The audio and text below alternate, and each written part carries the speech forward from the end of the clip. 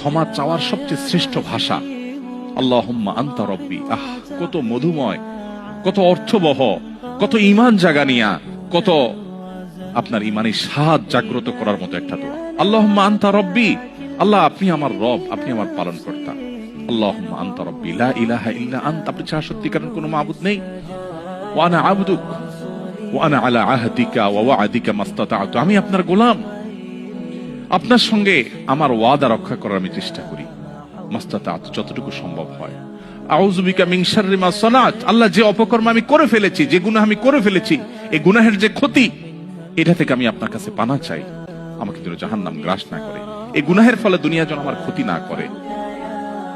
আউযু বিকা মিন শাররি মা সানাত আবুউ লাকা বিনি'মাতিকা আলাই, আল্লাহ আপনি কত নেয়ামত দিয়েছেন আমাকে, কত মানুষ কত কষ্টে আছে, আমাকে কত সুন্দর লাইফ আপনি দিয়েছেন।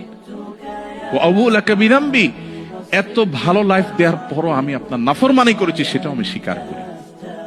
ফাগফিরলি, অতএব আপনি আমাকে ক্ষমা করে দিন। ফাইন্নাহু লা ইয়াগফিরুয যুনুবা ইল্লা আনত, কারণ আপনি ছাড়া কেউ ক্ষমা করে না।